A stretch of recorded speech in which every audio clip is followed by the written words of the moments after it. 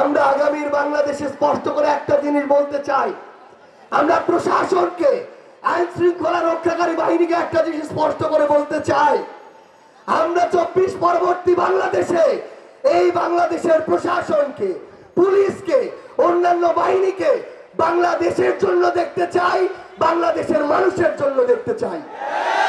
আমরা কোন দল, ব্যক্তি, গোষ্ঠীর জন্য আর প্রশাসনকে ব্যবহার হতে দেখতে চাই না।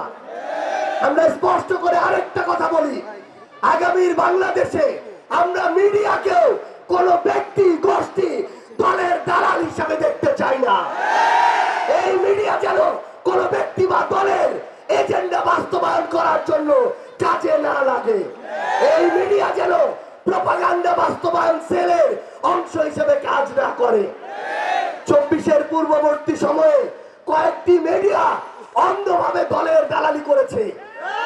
তাদের সংবাদ কর্মীরা আজকে তারা যে সেই চ্যানেলে কাজ করে সেটা বলতেও লজ্জা পায়। আমরা চাই না 24 পরবর্তী বাংলাদেশে কোন মিডিয়ার আর এই করুণ দশা হোক।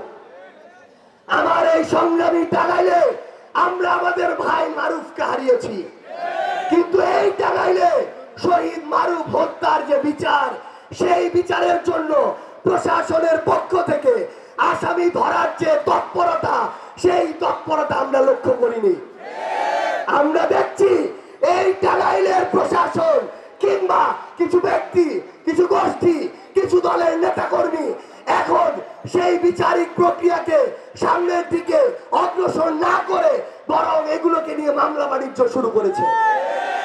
আমরা চিনে রাখছি কারা এই মামলা বাণিজ্য গুলো করছে।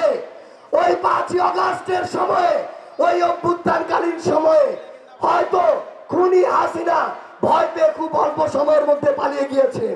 হয়তো তখন সিদ্ধান্তগুলো দ্রুত গতিতে নেওয়ার কারণে কিছু কিছু সিদ্ধান্তের সীমাবদ্ধতা ছিল, কিন্তু এখন আমরা প্রত্যেকটা স্টেপ পর্যবেক্ষণ করছি। কোন মিডিয়া কার হয়ে কাজ করছে, কোন প্রশাসন জনগণের উদ্দেশ্য সার্ভ না করে ব্যক্তি বা দলীয় বা গোষ্ঠীর উদ্দেশ্য সার্ভ করছে, আমরা এর প্রত্যেকটা বিষয় পর্যবেক্ষণ করছি।